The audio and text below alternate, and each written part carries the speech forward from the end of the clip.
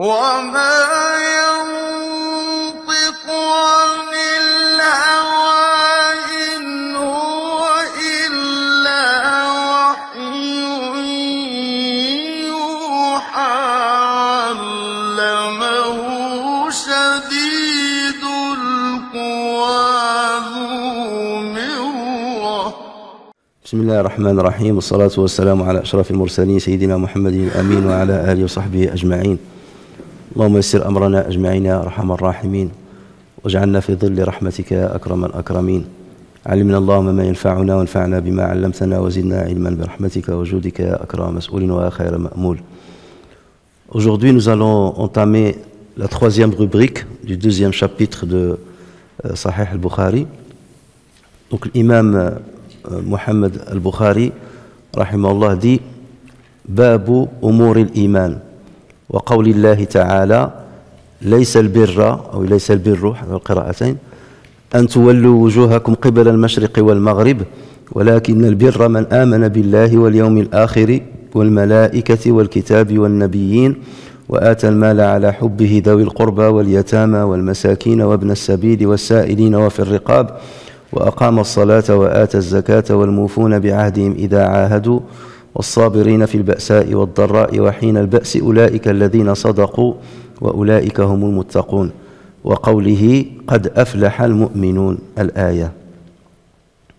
ثم قال حدثنا، donc là il cite le hadith numéro 9, حدثنا عبد الله بن محمد قال حدثنا أبو عامر العقدي قال حدثنا سليمان بن بلال عن عبد الله بن دينار عن أبي صالح عن أبي هريرة رضي الله عنه عن النبي صلى الله عليه وسلم قال الإيمان بضع وستون شعبة والحياء شعبة من الإيمان. Donc Imam Bukhari dit rubrique des choses se rapportant à la foi et la parole d'Allah exalté soit-il. Donc il introduit cette rubrique avec deux versets coraniques, celui de Surat al-Baqarah, le verset 177, et le premier verset de Surat al-Mu'minun.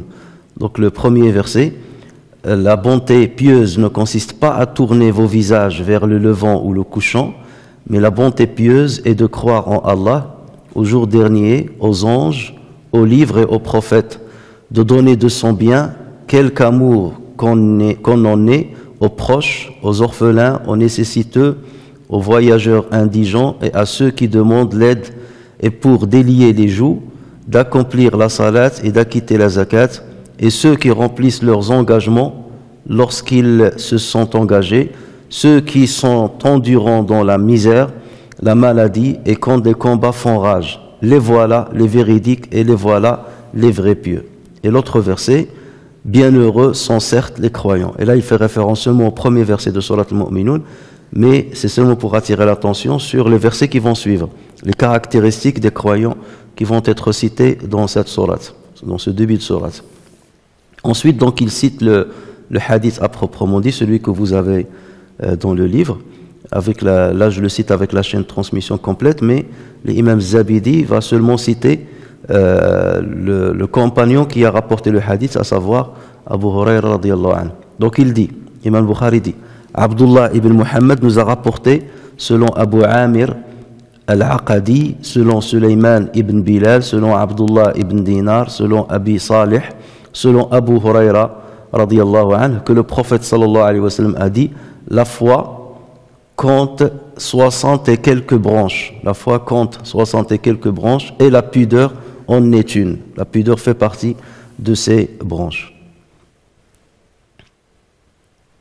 Alors, dans le titre, lorsqu'il dit les choses se rapportant à la foi, ça veut dire les choses qu'il convient de respecter ou d'accomplir pour avoir la complétude de la foi. Donc, on est toujours dans le même état d'esprit. On est en train de parler des œuvres qui permettent de compléter la foi.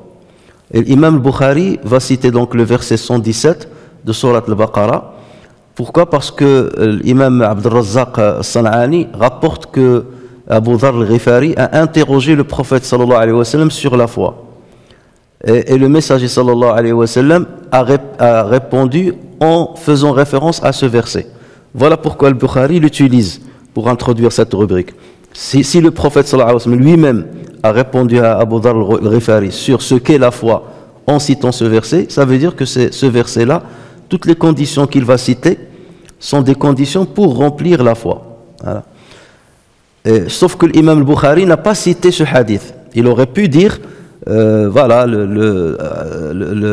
selon la chaîne de transmission telle, Abu Dharr a demandé au prophète sallallahu alayhi wa sallam c'est quoi la foi, et le prophète sallallahu alayhi wa sallam a répondu avec ce verset. Imam al-Bukhari n'a pas cité cela. Pourquoi? Parce que cette chaîne de transmission ne remplit pas les conditions que l'imam al-Bukhari exige pour considérer qu'un hadith est authentique. D'accord? Donc selon lui, ce hadith n'est pas authentique. Même si ce qu'il y a dedans, c'est quelque chose d'acceptable, bien entendu. Donc lui, pour éviter que l'on pense qu'il authentifie ce hadith, parce qu'une fois il va l'authentifier, ça veut dire qu'il authentifie la chaîne de transmission. Et s'il authentifie cette chaîne de transmission, ça veut dire qu'on doit authentifier tous les hadiths ou les récits que cette chaîne de transmission va rapporter.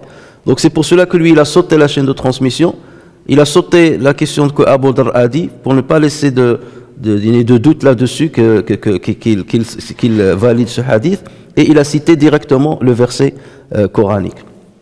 Donc vous voyez la connaissance profonde qu'il a et la manière avec laquelle il a préparé son livre. Donc de plus en plus on voit que l'imam Bukhari donc justement avait une dextérité dans l'écriture de son livre. Alors ce verset en question cite les caractéristiques de ceux qui ont la complétude de la bonté pieuse. Lorsque Allah Azza wa Jalla dit laysa al-birru an tuwallu wujuhakum qibla al-mashriq wal maghrib, le birr c'est l'inverse des péchés. Le birr ça englobe toutes les bonnes actions que le musulman doit accomplir. C'est ça le birr, ça englobe tout cela. Donc le verset là va citer quelles sont les conditions à remplir. Il va commencer par les choses se rapportant au cœur. Walakin al-birra man amana billahi wal yawmil akhir, celui qui a cru en Dieu au dernier jour. Ensuite, il va citer le malaïka, le kitab, le nabiyyin. Donc, il va citer ici que cinq piliers de la foi. Ensuite, il va citer l'aumône. Donc, il a donné l'argent en aimant cet argent. Parce que le prophète dans un autre hadith, il a dit la meilleure aumône, c'est celle que quelqu'un va donner en étant attaché à elle. En étant attaché à cet homme, il aime cet argent et malgré cela, il va donner. Et après, il va citer les personnes auxquelles, ou les catégories de personnes auxquelles il doit donner, ou là, on peut donner cette zakat. Et ensuite, il va citer les actes rituels qu'il faut accomplir. Ceux qui respectent leur engagement. Donc, toutes ces conditions-là sont les conditions à satisfaire pour avoir la complétude de la foi. Et ensuite, il a cité le début de Surat Al-Muflihun. Qad aflaha al-mu'minun. Lui, il a dit seulement Qad aflaha al-mu'minun. Certes, ils sont gagnants, les croyants. Qui sont ces croyants? Allah Azza wa Jalla a cité une multitude de conditions pour qu'ils rentrent dans cette catégorie, pour qu'ils soient des héritiers du paradis. Ulaika humul warithuna alladhina yarithuna al-firdaus. Ce sont ceux-là les héritiers qui vont faire héritage de al-firdaus. Hum fiha khalidun, ils y resteront éternellement. Qui sont ces gens-là? Il a commencé par le dévouement dans la prière. Alladhina hum fi salatihim khashi'un, alladhina hum 'anil laghwi mu'ridun, alladhina hum liz-zakati fa'ilun, alladhina hum li furujihim hafidhun illa 'ala azwajihim aw ma malakat aymanuhum fa innahum ghayru manubin faman ibtagha wara'a dhalika fa ulaika humul 'adun walladhina hum li amanatihim wa 'ahdihim ra'un walladhina hum 'ala salatihim yuhafidhun ulaika humul warithun. Donc vous voyez, s'il a fait référence à ces deux versets, c'est pour nous renvoyer vers ces actions que nous devons accomplir pour avoir la complétude de la foi. Et là, on comprend pourquoi il a ramené ces deux versets et il les a attachés au hadith qui nous intéresse. Puisque dans le hadith, le prophète sallallahu alayhi wa sallam va dire que la foi, c'est 60 et quelques branches. Et quelles sont ces branches? C'est entre autres celles qui sont citées dans ces versets ou dans ces passages coraniques. Et bien entendu, on verra ça la prochaine fois, Inch'Allah, lorsqu'on abordera le hadith lui-même, on verra que les savants ont essayé de citer une liste exclusive et exhaustive de toutes les branches, puisque le prophète sallallahu alayhi wa sallam a parlé de plus de 60 branches, 60 et quelques branches, on parlera de ce que ça veut dire bid'a. Donc ils ont essayé de citer toutes les branches de la foi. Et là, bien entendu, les savants vont diverger, mais déjà lorsque tu cites plus de 60 choses à faire, c'est déjà tu as une liste très importante. Voilà ce que doit faire le musulman pour avoir la complétude de la foi. Alors le rapporteur du hadith c'est Abu Huraira, c'est la première fois donc dans Sahih al-Bukhari qu'on tombe sur Abu Huraira comme rapporteur d'un hadith. Et nous savons très bien que Abu Huraira fait partie de l'mukthirin, de ceux qui ont rapporté le plus de hadith sur le prophète sallallahu alayhi wa sallam, et lui il vient en tête. Il vient en tête des 6 personnes qui ont ramené plus de 1000 hadiths sur le prophète sallallahu alayhi wa sallam, puisque lui a rapporté plus de 5000 hadiths. Mais on va expliquer ce que ça veut dire 5000, parce que pour certains ils trouvent que ceci est exagéré, mais lorsqu'on va enlever les hadiths qui ont été répétés ou les hadiths qui sont faibles, là lorsqu'on parle de plus de 5000, si on prend les 6 livres de tradition, les 6 livres de tradition c'est lorsqu'on prend le Bukhari, Muslim, Nasa'i, Abu Daoud, Tirmidhi, Ibn Majah, de les 6, on va trouver plus de 5000. Mais si vous trouvez les 9, si vous rajoutez à cela le livre de l'imam Ahmad, Musnad, Imam Ahmad et 2 autres, comme par exemple le Muwatta, Imam Malik, là on va tomber à plus de 8000 hadiths. Mais lorsqu'on met tous les hadiths, il y a les hadiths rapportés sur le prophète, il y a les hadiths rapportés sur des compagnons du prophète, tel compagnon a dit, le Ka'b al-Ahbar a dit, donc ça aussi on les compte. Et dans ces hadiths-là, il y a ceux qui sont faibles. Ça veut dire que lorsqu'on dit qu'ils sont faibles, ça veut dire qu'il y a peu de probabilité que Abu Huraira les aurait dit. C'est pour ça que les savants ont... Donc c'est pas sa faute si des gens ont menti sur lui en utilisant son nom pour dire certains hadiths. Donc lorsqu'on fera le tri, on verra qu'on va descendre au niveau du chiffre des hadiths ou des récits que Abu Huraira radiallahu anhu a rapporté. Qui est Abu Huraira? Et là on va consacrer cette séance à parler de ce grand compagnon radiallahu anhu.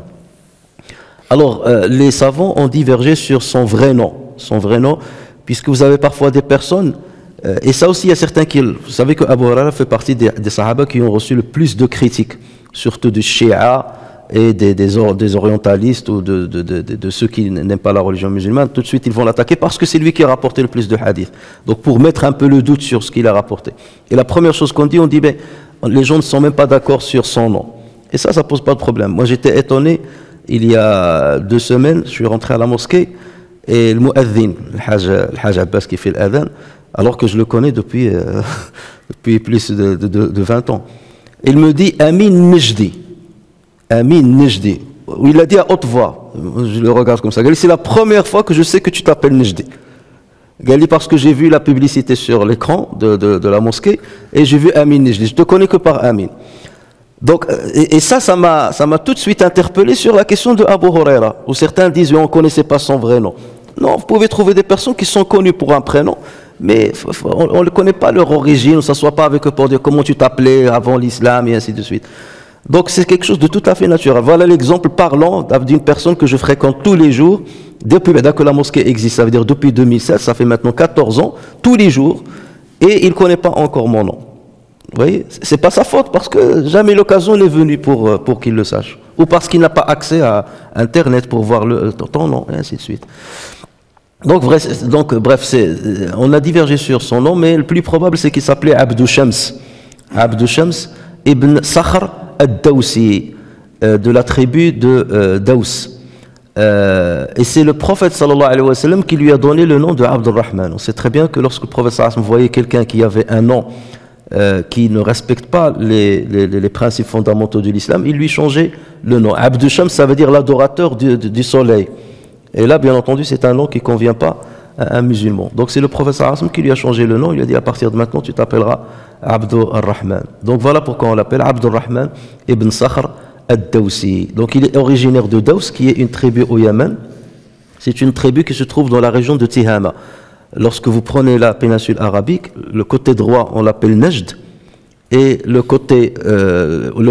milieu on l'appelle Hijaz, et le côté gauche de l'Arabie on l'appelle Tihama. Pour l'anecdote, c'est pour ça que mon père l'arhamou, nous on s'appelait le Filali, il s'appelait Tuhami el Filali, Tuhami el Filali, Tihama ça vient de Tuhami, et lui pour mettre l'équilibre il s'est fait appeler Nejdi.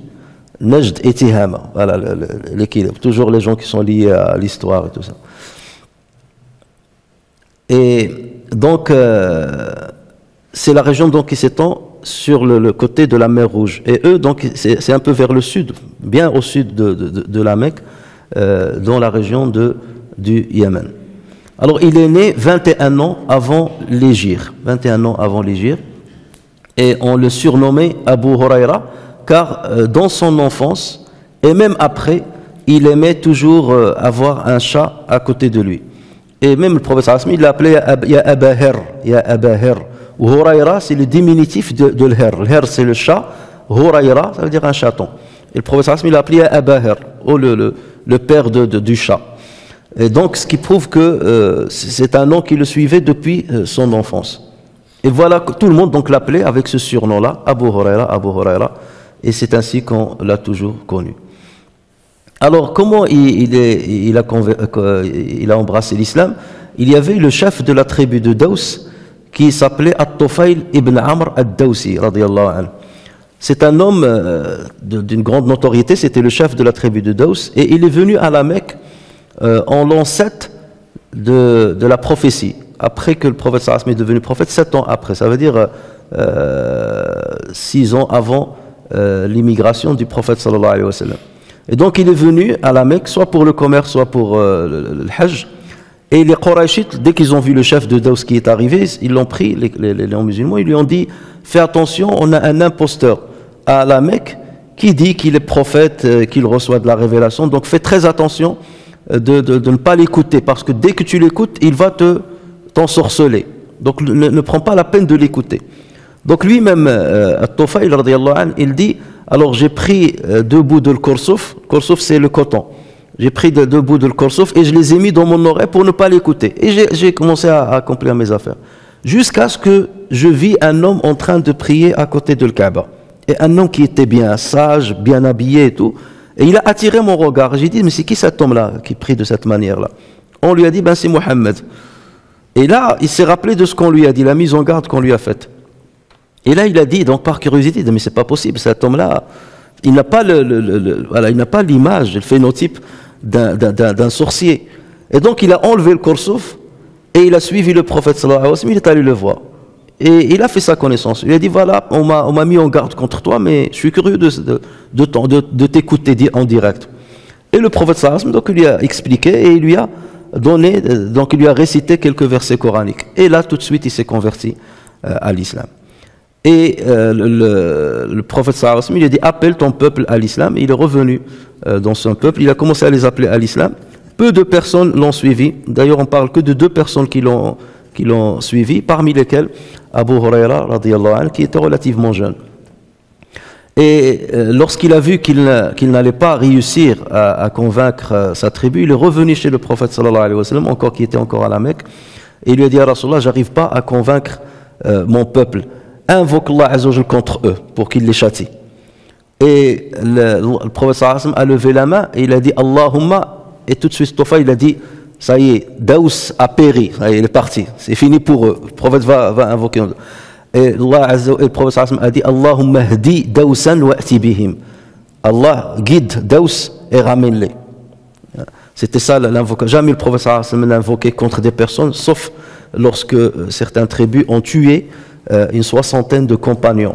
Là, le prophète a invoqué contre eux, et même pendant la prière de Al-Qunut. Ça, on y parviendra un jour, Inch'Allah, lorsque l'occasion se présentera.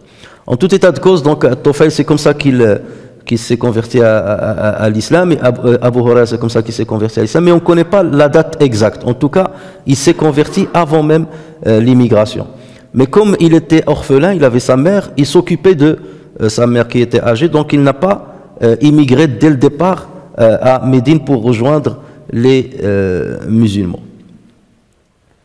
Donc ce n'est qu'en l'an 7 de l'Hégire, que Abu Huraira radiyallahu anhu émigra à Médine. Ça veut dire qu'il n'a pas participé ni à la bataille de Badr, ni à la bataille de Uhud, ni à l'Ahzab, parce qu'il n'était pas là, tout simplement. Donc c'est en l'an 7 qu'il a émigré, il est parti avec sa mère. Et là, c'est toute la tribu de Daous qui est venue. Toute la tribu s'est convertie à l'islam. L'invocation du prophète sallallahu alayhi wa sallam a été exaucée. Et là, il est venu avec sa tribu. Et donc lorsqu'il est arrivé à Médine, le jour où il est arrivé à Médine, le prophète sallallahu alayhi wa sallam était sorti dans une expédition pour aller combattre Khaybar, une tribu qui est proche de Médine. Et donc, Abu Huraira radiallahu anhu, il a entendu que le prophète était à Khaybar, donc il l'a suivi le jour même, et il a participé à l'expédition de Khaybar, et c'est là où il s'est présenté au prophète sallallahu alayhi wa sallam. C'était la première rencontre avec le prophète sallallahu alayhi wa sallam. Sa mère s'appelle Maymouna bintu Subayh radiallahu anha. Au départ, il ne s'est pas converti à l'islam dès le départ, donc lorsqu'elle est venue à Médine, elle n'était pas encore musulmane, mais il est parti avec son fils, puisque toute la tribu est partie rejoindre le prophète sallallahu alayhi wa sallam. Et Abu Huraira lui-même rapporte ceci sur elle. Il dit radiallahu anhu, j'appelais ma mère à l'islam alors qu'elle était associatrice, mushrika. Un jour, je l'ai appelée à l'islam et elle m'a fait entendre sur le prophète sallallahu alayhi wa sallam ce que je déteste. Donc elle a dû insulter le prophète ou dire des conjectures sur le prophète sallallahu alayhi wa sallam. Je me suis rendu auprès du prophète sallallahu alayhi wa sallam alors que je pleurais parce que j'aime ma mère et elle dit des choses abominables sur le prophète et j'aime le prophète. Donc là, il était partagé entre sa mère et le prophète, mais bien entendu, ça ne remettait pas en cause sa foi. Mais c'est quelque chose qui lui pesait sur le cœur que sa mère ne soit pas musulmane. J'ai dit, Ya Rasulallah, j'appelle ma mère à l'islam, mais elle refuse. Aujourd'hui, je l'y ai invitée et alors elle m'a fait entendre te concernant ce que je déteste. Ainsi, invoque Allah pour qu'il guide ma mère, la mère de Abu Huraira. Non, je ne veux plus entendre des critiques de sa part. Invoque Allah pour qu'elle guide. Donc c'est ça qui me fait le plus de la peine, c'est de l'entendre te dire du mal sur toi. Et moi, je ne peux pas changer son esprit. Donc le prophète sallallahu alayhi wa sallam a levé les mains, il a dit Allahumma hdi umma Abi Huraira. Allah guide la mère de Abu Huraira. Il dit alors je suis sorti heureux suite à l'invocation du prophète sallallahu alayhi wa sallam. Et une fois arrivé à la porte, je l'ai trouvée fermée, la porte de la maison. Ma mère a entendu le bruit de mes pas et elle a dit « Reste là-bas, ya Aba Huraira, n'entre pas. » J'ai entendu le bruit que fait l'eau, donc elle était en train de se laver, de faire ses grandes ablutions.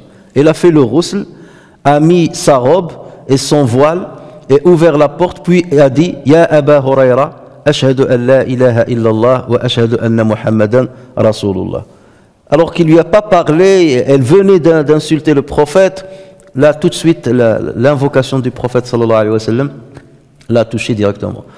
Il a dit, alors je suis retourné auprès du prophète sallallahu alayhi wa sallam en pleurant de joie et j'ai dit à Rasulallah, reçois la bonne nouvelle, Abshir. Certes Allah a exaucé ton invocation et a guidé la mère de Abu Huraira. Et le prophète sallallahu alayhi wa sallam a loué Allah, lui a fait des éloges et a prononcé des paroles de bien. J'ai dit, Ya Rasulallah, donc là il en profite, Ya Rasulallah, invoque Allah pour que ses serviteurs croyants, c'est-à-dire tous les croyants, ceux de son époque et ceux qui allaient venir après, invoque Allah pour que ses serviteurs croyants nous aiment, moi et ma mère, et pour que nous les aimions également. Alors le prophète sallallahu alayhi wa sallam a dit, Oh Allah, fais que ton serviteur-ci et sa mère soient aimés par tes serviteurs croyants et que eux aiment les croyants également. Ainsi, dit Abu Huraira, ainsi, il n'y a pas un croyant qui a été créé et qui a entendu parler de moi ou m'a vu sans qu'il ne m'aime. Voilà pourquoi on dit, il n'y a que les véridiques qui peuvent aimer Abu Huraira, et tout de suite, lorsque vous voyez quelqu'un qui n'aime pas Abu Huraira, c'est que c'est quelqu'un qui a de l'hypocrisie dans son cœur. Alors, depuis son arrivée à Médine, Abu Huraira a toujours vécu pauvre. Il ne travaillait pas, de temps en temps il vendait du bois pour le feu, mais c'était quelqu'un qui était très pauvre et il restait donc toute la journée à Sofa. Et Sofa c'est une esplanade, une surface comme ça qui était à l'arrière de la mosquée du prophète sallallahu alayhi wa sallam. Et ceux qui ne travaillent pas, donc ils passaient leur temps, toute leur journée là-bas. Abu Huraira, il avait juste de quoi manger. Et souvent, il disait, je me pliais de faim. Tellement j'avais faim que je me pliais, que mon ventre me faisait mal. Et ça lui arrivait souvent et on verra ça. Et donc, c'est le fait qu'il reste tout son temps à Sofa qui lui a permis de fréquenter souvent le prophète sallallahu alayhi wa sallam tous les jours. Il fréquentait tous les jours le prophète sallallahu alayhi wa sallam, mais il était à côté du prophète sallallahu alayhi wa sallam. Et il était au service du prophète sallallahu alayhi wa sallam. Lorsque le prophète sallallahu alayhi wa sallam voulait accomplir ses besoins, il allait lui chercher de l'eau. Lorsque le prophète sallallahu alayhi wa sallam voulait faire ses ablutions, il lui cherchait de l'eau. Et il profitait pour poser des questions ou lorsqu'il y a des gens qui viennent voir le prophète sallallahu alayhi wa sallam pour poser des questions, il profitait pour entendre donc ce que le prophète sallallahu alayhi wa sallam disait, et c'est ainsi justement qu'il a appris énormément de hadiths. Il a rapporté tellement de hadiths que certains ont commencé, alors qu'il a vécu avec le prophète sallallahu alayhi wa sallam, après 4 ans. Il est venu donc en l'an 7 de l'Hégire, et le prophète sallallahu alayhi wa sallam est mort en l'an 11 de l'Hégire. Donc il restait un peu plus de 4 ans avec le prophète sallallahu alayhi wa sallam. Mais les savants disent, si on enlève les fois où il était à Al-Bahrain, dans des expéditions à Al-Bahrain, ils disent au moins il a fréquenté le prophète pendant 3 ans, mais imaginez, c'est tous les jours. Et lorsqu'il rapportait les hadiths, il aimait rapporter les hadiths sur le prophète. Voilà ce que le prophète m'a dit, voilà ce que le prophète m'a dit. Et donc certaines personnes l'ont critiqué là-dessus. Comme vous le savez, on a déjà parlé que, surtout à l'époque de Omar ibn Khattab, on n'aimait pas qu'on rapporte trop de hadiths. On aimait s'intéresser beaucoup plus au Coran. Et donc certains l'ont critiqué. Pourquoi tu rapportes beaucoup de hadiths? Comment se fait-il que toi tu as appris beaucoup de hadiths plutôt que les autres compagnons? Donc lui-même, dans un hadith rapporté par le Bukhari et Muslim, donc Abu Huraira, radiyallahu anhu, il dit. Ils disent, donc c'est lui qui parle, ils disent que Abu Huraira rapporte beaucoup de hadiths. Et ils disent comment le muhajirun, c'est-à-dire les immigrants, et l'Ansar, ça veut dire les habitants de Médine, comment le muhajirun et l'Ansar n'en rapportent pas autant que lui. Mes frères muhajirun étaient occupés par le commerce dans les marchés, alors que je tenais compagnie au messager sallallahu alayhi wa sallam nuit et jour.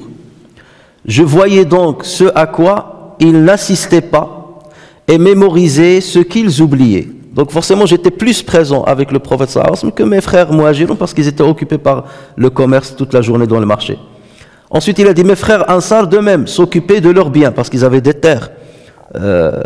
C'était une ville peuplée de palmiers, donc ils avaient des terres. Donc ansar aussi, ils étaient occupés par leurs biens, alors que j'étais l'un des pauvres de Sofa, mémorisant ce qu'ils oubliaient. Le prophète sallallahu alayhi wa sallam a dit une fois, c'est toujours lui qui parle, il a dit une fois pour expliquer pourquoi j'ai eu cette bonne mémoire.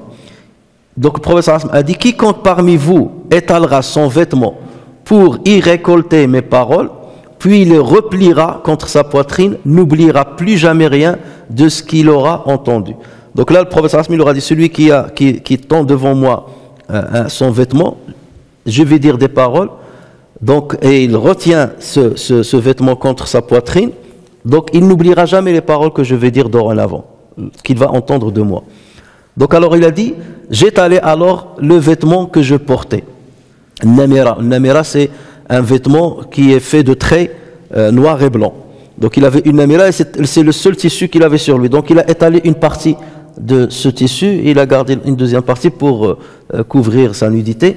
Et donc il a étalé ce tissu-là. Et il a dit, donc dès que le prophète sallallahu alayhi wa sallam a terminé son discours, je rassemblai contre moi poitrine et dès lors je n'ai plus jamais rien oublié de ces paroles jusqu'à ce jour.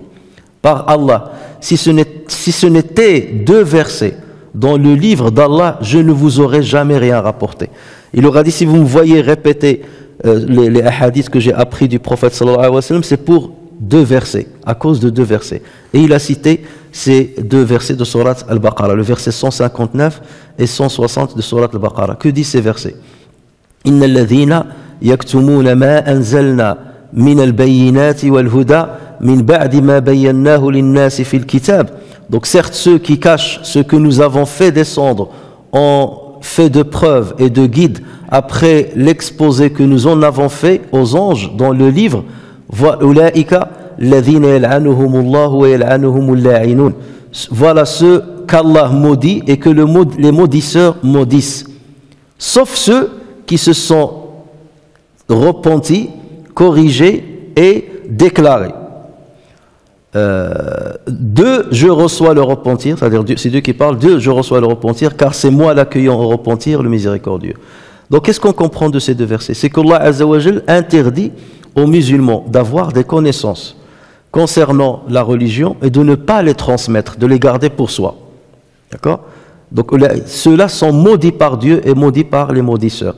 Donc Abu Huraira disait, ce verset, c'est ce verset-là qui m'a poussé à vous faire part des hadiths que j'ai appris du prophète sallallahu alayhi wa sallam. S'il n'y avait pas ce verset-là, ça ne m'aurait pas intéressé de vous faire part des hadiths que j'ai appris du prophète sallallahu alayhi wa sallam. Donc il se sentait ce devoir d'enseigner et de transmettre tout ce qu'il a appris du prophète sallallahu alayhi wa sallam. Même une fois, Aïcha radiallahu anha, il lui a dit, tu rapportes trop de hadiths, il est plus que nous. Et il lui a dit, moi, je n'ai pas été préoccupé par le mikhala et le mir'at. Moi, je n'étais pas préoccupé par le kuhl et le miroir. Il faisait référence à elle. Ça veut dire, toi, tu t'occupais de le kuhl, le miroir pour plaire au prophète sallallahu alayhi wa sallam. Moi, je passais mon temps devant le prophète sallallahu alayhi wa sallam à écouter et à mémoriser ce qu'il disait. L'imam Nasa'i rapporte sur Zayd ibn Thabit qu'il y avait un homme qui est venu voir Zayd ibn Thabit pour lui poser la question. Et Zayd ibn Thabit, c'est pas n'importe qui. C'est une des grandes références concernant le Coran. C'est lui qui a été diligenté et missionné par Abu Bakr Siddiq pour rassembler le Coran, le premier assemblage du Coran. Et pareil, Uthman ibn Affan radiallahu anhu, il a missionné à la tête d'une commission de 4 personnes pour rassembler le Coran une deuxième fois, les copies uthmaniennes. Donc c'est une grande référence et c'est un jurisconsulte. Donc quelqu'un est venu le voir pour lui poser une question et lui a dit, va demander plutôt à Abu Huraira. Il lui reconnaissait le savoir. Va demander plutôt à Abu Huraira. Et ensuite il a cité ce hadith. Il a dit, nous étions Abu Huraira, un ami et moi-même, en train de prier Dieu Tout-Puissant et d'effectuer le dhikr dans le masjid, de faire quelques invocations dans le masjid. Lorsque le messager de Dieu apparut, il se rejoignait alors à nous tûmes, donc on s'est tu, et il dit, poursuivez ce que vous étiez en train de faire. Alors mon ami et moi fîmes une invocation à Dieu, donc, parce qu'ils étaient en train d'invoquer à haute voix. Donc certains savants utilisent même ce hadith-là pour dire qu'on a le droit de faire une invocation en groupe. Il y a certains qui disent c'est pas bien de le faire. Ça, ce hadith-là, il prouve le contraire. Parce que le prophète a dit continuez de faire ce que vous faites. Et ils étaient tous les trois ensemble. Donc il a dit mon ami et moi, donc on a levé les mains et on a fait une invocation et le prophète a dit Amin. Et lorsque le prophète dit Amin, ça veut dire Allahumma stajib, Seigneur, exauce ce qu'il vient de dire. Et lorsque le prophète dit ça, Allah exaucera le vœu du prophète sallallahu alayhi wa sallam, et donc le vœu de ceux qui ont fait le dua. Ce fut ensuite au tour d'Abu Huraira. Il fit la supplication suivante. Ô Seigneur, et lui il a regroupé tout. Il a dit, ô Seigneur, je te demande ce que mes 2 compagnons t'ont demandé. Donc déjà, c'est garanti. Je te demande ce que mes 2 compagnons t'ont demandé, et je te demande le savoir qui ne sera pas oublié. Un savoir qui ne s'oublie pas. Et le prophète sallallahu alayhi wa sallam dit Amin. Ensuite, nous répétâmes, et nous aussi, nous demandons à Dieu le savoir qui ne sera pas oublié. Et le prophète sallallahu alayhi wa sallam de nous dire, le jeune Daoussi a demandé cela avant vous. Il vous a précédé. Hein? Il a dit, ça y est, c'est une seule fois. Parfois, il y a le joker, tu le sors une seule fois. C'était à l'avantage de Satan. C'est comme Ukasha, lorsqu'il a fait l'invocation, lorsqu'il a dit, fais-moi, que Dieu me fasse entrer au paradis sans être jugé.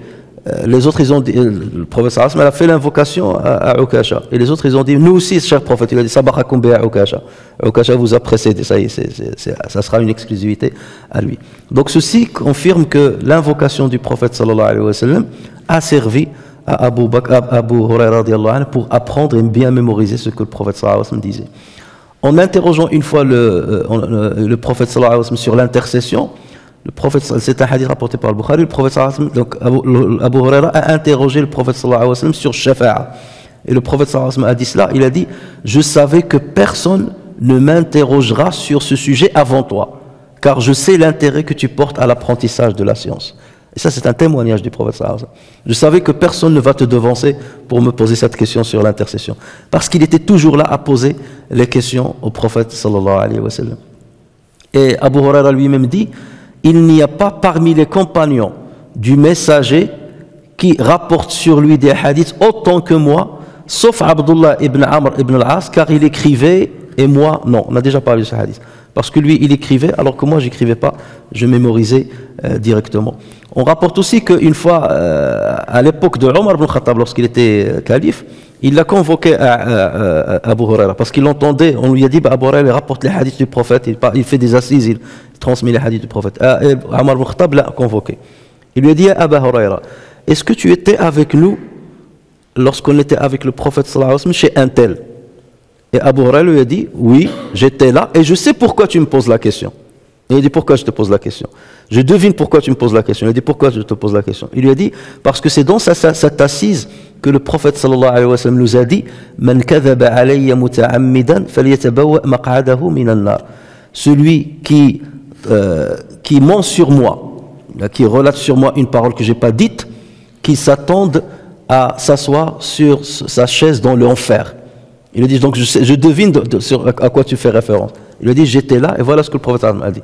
Et là, Omar al-Khattab lui a dit, va et continue de transmettre les hadiths du prophète. Ça veut dire, tu sais que c'est un risque de rapporter quelque chose qui est mensongère. Il lui a dit, bien sûr, je connais, à qui le dis-tu? Donc il a dit, va et transmets. Ça veut dire que je suis rassuré que tu es scrupuleux dans ce que tu rapportes. On a demandé à Ibn Omar, on a parlé de Abdullah ibn Omar hier, c'est ça? Hier? Ou la semaine dernière? Hier. Donc Abdullah ibn Omar, on lui a dit, reproches-tu quelque chose à Abu Huraira dans ce qu'il rapporte sur le prophète sallallahu alayhi wa sallam? Est-ce que tu as une reproche à lui faire sur les hadiths qu'il rapporte sur le prophète? Il dit, pas du tout. Pas du tout. Il a osé, donc il a dit, la walakinnahu ijtara'a wa jabunna. Donc il a dit pas du tout, il a osé et nous avons hésité. C'est ça ce qui est dommage. Ça veut dire il a osé poser des questions au prophète et nous on a hésité. Donc on a appréhendé parce qu'ils n'aimaient pas poser trop de questions au prophète sallallahu alayhi wa sallam. Sauf que lui non, il n'avait pas ça, il avait la curiosité et il osait poser trop de questions. Il a dit c'est pour cela qu'il a appris plus que nous. Et Abu Huraira a dit, quel est mon péché si j'ai mémorisé et qu'ils ont oublié? Et pourquoi? C'est quoi mon péché? Et pourtant, lorsqu'on va voir combien il a rapporté, on va voir que c'est pas grand-chose. Tu restes avec quelqu'un pendant 3 ans. Et combien de paroles tu vas rapporter de lui? Et quelqu'un d'important, c'est pas quelqu'un, ces paroles sans veine ou là, qui ne servent à rien. Et ça fait combien? Ça fait une 20e séance maintenant qu'on s'assoit. Si vous devez te rapporter tout ce qui a été dit dans cette séance, vous allez écrire combien de phrases? Et d'autant plus que les hadiths du prophète sallallahu alayhi wa sallam, c'est quoi? C'est des cours. Da'ma yaribuka ila ma la yaribuk. Ça, c'est un hadith. Le prophète a fait les ablutions de telle manière. Il a utilisé 3 fois l'eau pour faire. Ça, c'est un hadith. Donc, il relatait tout ce qu'il voyait du prophète sallallahu alayhi wa sallam pendant 3 ans. Donc, vous imaginez tout de suite que le nombre de hadiths ou de gestes que le prophète sallallahu alayhi wa sallam a fait va être forcément énorme. Alors, il était tellement pauvre qu'il serrait le ventre, il mettait une pierre dans son ventre et il la serrait avec une ceinture pour moins sentir la faim. Parce que lorsque vous serrez l'estomac, donc là, les informations qui montent à l'hypothalamus pour l'informer de la faim, que le ventre est vide, donc il diminue. Lorsque le ventre est vide, il y a des informations qui partent de... Bon, ça, vous l'avez jamais essayé, vous n'êtes jamais tombé, vous n'avez jamais eu aussi faim que Abu Huraira pour savoir ce que c'est que mettre une pierre contre le ventre. Parce que ça diminue les informations qui montent à l'hypothalamus pour lui dire j'ai faim. Donc c'est pour ça qu'il serrait une pierre contre son ventre tellement il avait faim. Et c'est ce qui vous montre ou ce qui prouve qu'il s'adonnait énormément à l'apprentissage. Au point qu'il lui-même il raconte, il a dit, une fois j'avais très faim, et j'avais pas de quoi manger. Et là je vis Abu Bakr Siddiq passer. Et donc, je suis allé le voir, il y a Abu Bakr, il y a un verset coranique, j'aimerais bien que tu me donnes ta remarque dessus. Alors qu'il savait lui-même le commentaire du hadith. Donc, mais lui a posé la question pour qu'Abu Bakr lui dise, ben viens avec moi, on va en parler, tu manges chez moi. Parce que c'était ça la générosité des compagnons. Donc il a dit, je l'ai accosté pour lui poser des questions en espérant qu'il m'invite chez lui. Donc il est allé, lui a dit, voilà, j'ai une question à te poser. Voilà le verset. Et Abu Bakr lui a répondu sur le verset, il a continué son chemin. Ah, dommage, raté. Ensuite, Omar ibn Khattab est passé par là. Donc tout de suite, il l'a accosté. Ah, Omar, j'ai une question à poser sur le verset intel. Oui. Donc qu'est-ce que tu dis là-dessus? Ramène-moi. Et Omar, il lui a répondu, il a passé son chemin. Ah, dommage, deuxième tentative. Et là, il a vu le prophète sallallahu alayhi wa sallam. Il est allé le voir. Et Rasulallah, j'ai une question à te poser sur un verset coranique. Et le prophète sallallahu alayhi wa sallam a dit, viens avec moi, on va aller chez moi et on va en parler. Tout de suite, le prophète sallallahu alayhi wa sallam a compris. Regardez le ferasa du prophète sallallahu alayhi wa sallam et sa bonté. Donc il a pris Abu Huraira avec lui, ils sont partis, il est rentré chez sa femme, et lui a dit, est-ce qu'il y a de quoi manger? Et il lui a dit, on nous a ramené un peu de lait, comme cadeau, parce que le prophète sallallahu alayhi wa sallam acceptait les cadeaux, mais il n'acceptait pas sadaqa, l'aumône. Donc on nous a ramené un cadeau, donc un peu de lait. Et donc il lui a dit ramène-le, il a ramené le lait, et là Abu Huraira il a dit ça y est, alhamdoulilah, là ça s'annonce bien. Et le prophète sallallahu alayhi wa sallam lui a dit va dire aux gens de Sofa de venir boire avec nous le lait. Et les gens de Sofa ils sont nombreux, des pauvres qui sont à Sofa, assis, va appeler les gens de Sofa. Abu Huraira il a dit alors là j'ai dit pour une fois que j'ai l'occasion d'être seul avec le prophète et de boire le lait, je vais inviter tous les gens de Sofa, les pauvres de Sofa, ils sont nombreux, combien il va me rester moi? Donc il a dit, je ne pouvais que m'exécuter. Donc je suis allé et j'ai invité les gens de Sofa. Le prophète sallallahu alayhi wa sallam vous invite le prophète sallallahu alayhi wa sallam le faisait souvent. Il vous invite à venir manger chez lui. Donc il a dit, ils sont venus nombreux. Et donc, plus je voyais le nombre, je me disais, ça y est, je vais rester à ma faim. Ou là, sur ma faim, comme on dit. Donc il a dit, nous sommes rentrés. Mais malgré ça, j'ai dit, peut-être qu'il va me demander de boire, puisque j'étais le premier. Et le prophète sallallahu alayhi wa sallam a dit à Abu Huraira, prends le récipient et donne-le pour qu'il commence à boire. Fais le tour. Il a dit, là c'est encore pire, c'est eux qui vont commencer, moi le dernier. Parce que c'est toujours l'autre, celui qui invite, qui doit donner aux autres. Donc il a dit, j'ai donné au premier, il a commencé à boire. Et à chaque fois qu'il buvait, j'ai dit, ça y est, il ne va plus rien me rester. Le premier a bu, le deuxième a bu, le troisième a bu. Et il a dit, je voyais le récipient qui ne se vidait pas. Jusqu'à ce que tout le monde a bu. Et là, il restait un peu de lait dans le récipient. Et le prophète m'a regardé en souriant et il lui a dit à Abu Huraira, il ne reste plus que toi et moi. Et il lui a dit, Na'am ya Rasulallah. Il lui a dit, bois maintenant. Et il a dit, et j'ai bu un peu, j'ai voulu lui donner, il m'a dit, bois encore. Et le lait, il continuait de rester. Allah Azza wa Jal. Donc ça, c'était un des miracles physiques du prophète sallallahu alayhi wa sallam. Il a dit, j'ai bu un peu, je l'ai posé pour lui donner, il m'a dit, bois encore. Il a dit, j'ai commencé à boire. Il me dit, bois encore, jusqu'à ce que je lui ai dit, Wallahi ya Rasulallah, la ajidu lahu masara. Je ne trouve pas d'endroit pour le rentrer. Tout est rempli. Le ventre est rempli, tout est rempli. Je ne trouve pas un endroit pour remplir. La ajidu lahu masara. Ensuite, j'ai donné au prophète sallallahu alayhi wa sallam, et lui, il a pris et il a bu. Donc ça, c'est parmi les anecdotes qu'a rapporté Abu Huraira radiyallahu anhu, pour montrer déjà la pauvreté dans laquelle il vivait, et pour montrer aussi la générosité du prophète sallallahu alayhi wa sallam. Et regardez comment lorsqu'il se défendait, lorsqu'il disait voilà les invocations que j'ai faites et tout ça, les savants disent ça prouve que lorsqu'on nous accuse par une fausse accusation, on a le droit de se défendre en citant nos mérites. Donc là, c'est pas tazkiya. C'est pas فَلَا تُزَكُّوا أَنفُسَكُمْ. La tuzakku anfusakum, ça veut dire ne parlez pas de bien de vous-même lorsqu'il n'y a pas besoin de le faire. Mais lorsque quelqu'un t'a accusé et tu veux parler de toi, donc là il n'y a pas de problème parce que tu es en train de rejeter une fausse accusation contre toi. Et c'est ce qu'a fait Abu Huraira radiyallahu anhu. Lors de l'khilafa d'Abu Bakr, Abu Huraira a participé à toutes les batailles de Ridda, Hurub al-Ridda, contre les apostats et ceux qui ne voulaient pas donner az-zakat. Lors de l'khilafa de Omar ibn Khattab a nommé Abu Huraira comme gouverneur de Bahreïn. Et vous savez qu'Omar ibn Khattab était très scrupuleux. Donc pour qu'il mette à la tête d'un pays, de Bahreïn, un gouverneur qui est Abu Huraira, c'est pas pour rien. C'est qu'il savait que cet homme-là, ce personnage-là, d'abord il avait du savoir et qu'il avait du charisme. Parce que pour être gouverneur, c'est pas donné à tout le monde. Et Omar ibn Khattab ne donnait pas la gouvernance à n'importe qui. Donc là, ça prouve déjà la valeur qu'il avait au sein des compagnons, que les compagnons le respectaient énormément pour qu'il soit nommé comme gouverneur de Bahreïn. Et à l'époque de la gouvernance de Muawiyah ibn Abi Sufyan, après que Ali ibn Abi Talib fut assassiné, et lui d'ailleurs, il n'a pas pris part au conflit entre Muawiyah et Ali.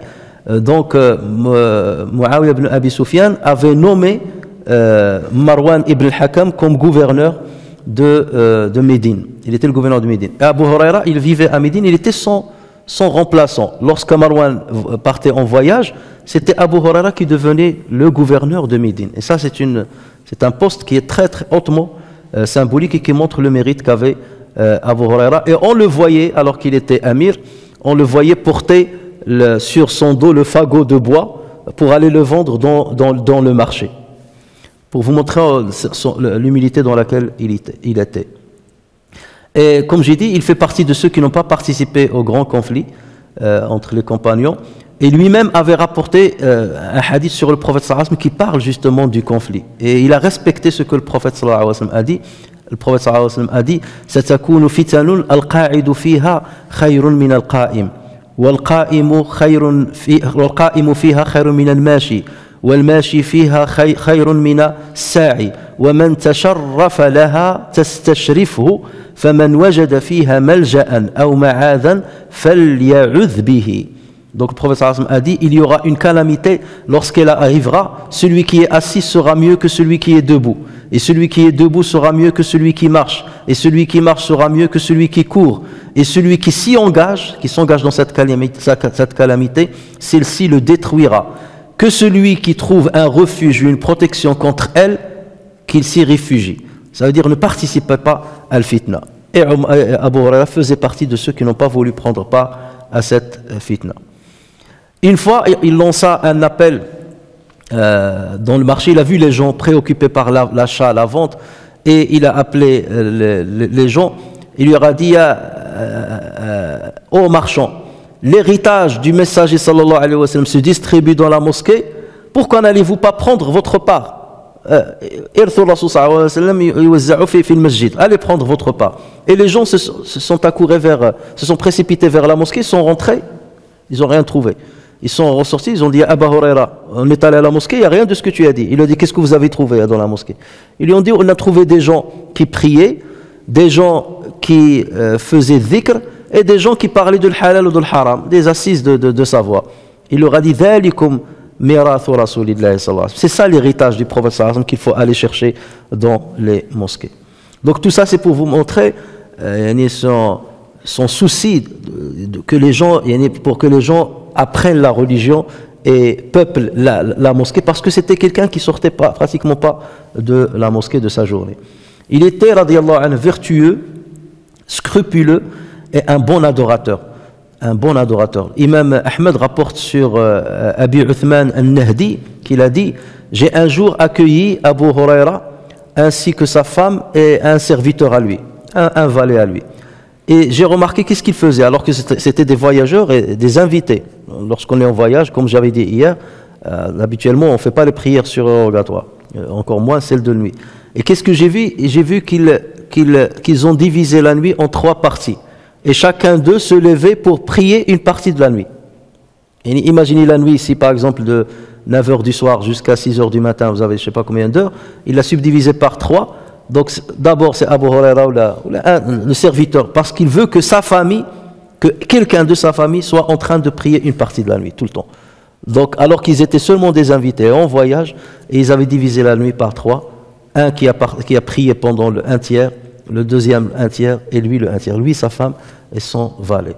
Donc là ça vous montre une partie de son adoration et de sa proximité d'Allah Azza wa Jal.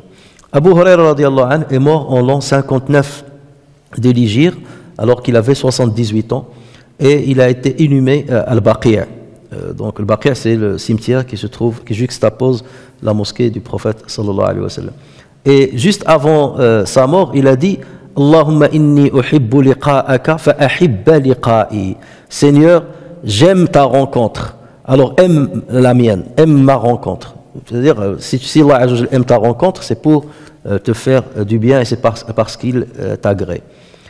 Alors, il y avait un savant qui a écrit un musnad. Le musnad, c'est, comme on a dit, c'est un livre où on va répertorier les hadiths rapportés par les compagnons, entre autres.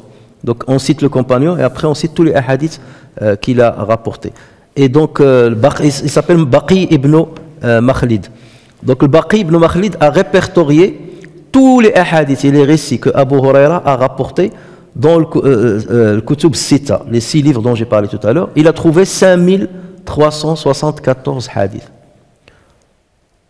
En prenant en compte les hadiths répétés. Rappelez-vous, on peut avoir le même hadith, mais qui a été rapporté de plusieurs chaînes de transmission. On le considère comme un seul hadith. Ça veut dire, si vous avez 10 chaînes de transmission qui rapportent un hadith, le même hadith sur Abu Huraira, on va compter combien de hadiths qu'a rapporté Abu Huraira?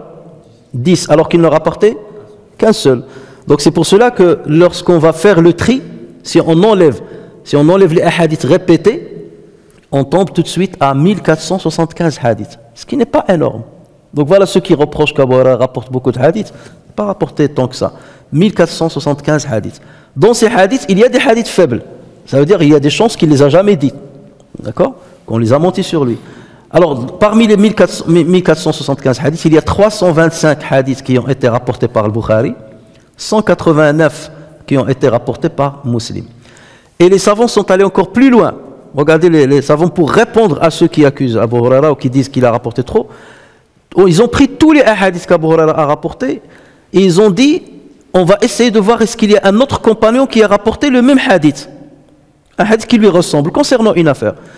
Et donc là, ils ont commencé à faire le tri. Ils ont trouvé que tous les hadiths qu'a rapporté Abu Huraira, ils ont été déjà rapportés par un autre compagnon, sauf 110 hadiths.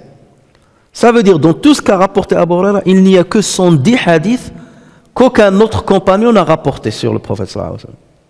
Et pas que sur le prophète ou bien sur un autre compagnon. D'accord? Parce que Abu Huraira parlait par exemple Ka'b, l'Ahbar, c'était quelqu'un qui était chrétien avant de se convertir à l'islam, et parfois il donnait des explications sur des versets coraniques se rapportant à l'Israéliyas. Donc là aussi on compte ça. Donc imaginez, il n'y a que 110 hadiths que Abu Huraira a rapportés, pour lesquels on ne trouve pas un autre compagnon qui a parlé dans le même sens. Ça veut dire que c'est pas lorsqu'on fait toute ce vacarme-là, et ceux qui font le vacarme déjà, on voit qu'ils ne connaissent rien déjà à l'islam, qu'ils ne connaissent pas ces détails-là. Et lorsque vous voyez cela, donc ceci prouve que Abu Huraira n'a rapporté que ce qu'il a entendu. Et ceux qui ont rapporté les hadiths sur Abu Huraira étaient au nombre de 800 personnes parmi les compagnons et les successeurs. Donc cela prouve la confiance qu'on lui faisait. Parce que quelqu'un qui n'était pas de confiance, personne ne va aller écouter de lui. Et tout le monde va mettre en garde contre lui. Alors que ce ne fut pas du tout le cas. Et dans les récits qu'on a, 800 personnes parmi les compagnons ou parmi les successeurs ont rapporté des hadiths sur Abu Huraira radiyallahu anhu. Alors là c'était donc une introduction à ce hadith-là. Et comme Abu Huraira reviendra souvent, donc à chaque fois qu'on a un nouveau compagnon, on profitera de l'occasion pour parler de lui, même si il y a un chapitre dans le livre de Bukhari, dans Sahih Bukhari, qui va être réservé pour parler des mérites des compagnons. D'accord? Mais nous, quelque part, on anticipe. Ce qu'on est en train de dire là, ça va nous économiser du temps lorsqu'Inch'Allah, on arrivera à ce chapitre qui va parler des mérites des compagnons. Mais c'est important de connaître les mérites des compagnons, de connaître leur biographie, parce qu'il y a beaucoup de leçons à tirer d'eux, plutôt que de rester que sur le hadith, parce que si on va voir que les hadiths, le hadith sur l'iman, on va dire mais c'est toujours, on répète la même chose. Mais là, lorsqu'on voit la biographie des compagnons, donc ça permet un petit peu de diversifier, d'avoir encore plus d'informations. نفعني الله وإياكم بالقرآن الكريم وبحديث سيد الأولين والآخرين وغفر الله لي ولكم ولسائر المسلمين. اللهم اغفر لنا وارحمنا وعافنا واعف عنا واجبرنا يا أرحم الراحمين. اللهم وفقنا لعمل الخير وخير العمل واجعلنا من عبادك الصالحين وجندك الغالبين وأوليائك المقربين. اللهم علمنا ما ينفعنا وانفعنا بما علمتنا وزدنا علما يا أرحم الراحمين. سبحان ربك رب العزة عما يصفون وسلام على المرسلين والحمد لله رب العالمين.